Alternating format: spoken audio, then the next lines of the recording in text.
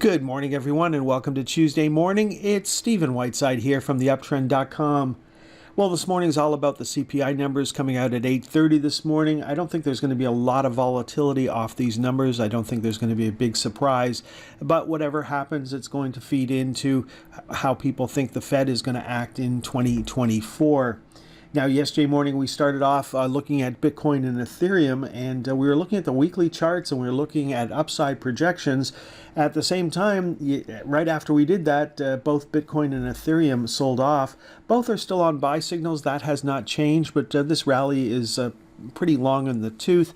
I remember this rally started off a peak in the VIX, and then as the VIX started to come down, Bitcoin and Ethereum started to go up. And so I think if the VIX starts to go up, Bitcoin and Ethereum will probably come down. For the VIX, we're looking for a close on Tuesday above 1343 to change the tone of the market.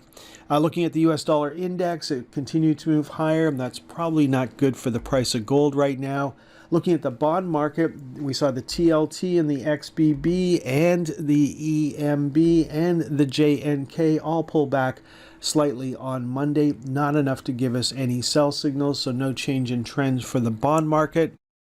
Let's move from the world of bonds to the world of commodities, and we saw selling in most of the major commodities yesterday, starting with the GLD and then the SLV. And then looking at palladium, we were up slightly on the day, did not close above the previous day's high, so nothing going on there. And then a small pullback in platinum. Looking at the stocks, we saw the GDX and the XGD continue to move lower, and we saw the SIL also continue to move lower. Most of the losses were recovered going into the close, so there's certainly some interest in the miners, but unfortunately it's not enough to change the trend on Tuesday.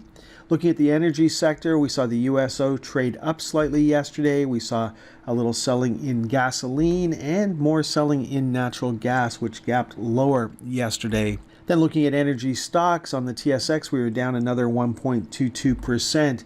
Now, if you were with us recently, we were watching to see if the XEG could hold the 1602 level. Of course, if that were to break, then we would look 2 lines down. That would be the new playing field. And what happened? Well, we've traded down to that target. And so if we continue to move lower from here, 1445 could be our next target if we start breaking down below 1523.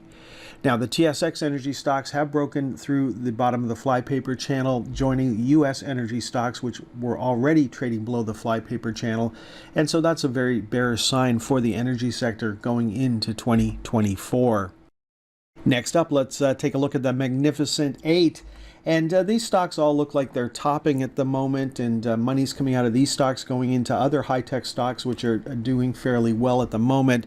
Alphabet's struggling. It got a negative court ruling yesterday, and it is down slightly in the pre-market this morning. Looking for a close on Tuesday below 133.59. For Amazon, we're looking for a close below 144.41. For Apple, we're looking for a close below 190.49. Apple is the best performer of this group at the present time. Then looking at Meta, we traded down through the lower channel line yesterday, so we could be back on a sell signal on Tuesday with a close below 321.91. Then looking at Microsoft, looking for a close above 375.08 to give us a new buy signal on Tuesday. Then looking at NVIDIA, and this is the big change here. Money has come out of NVIDIA and gone into other chip stocks, and we'll look at that in a second. For NVIDIA, we're looking for a close above 475.73 on Tuesday to give us a buy signal.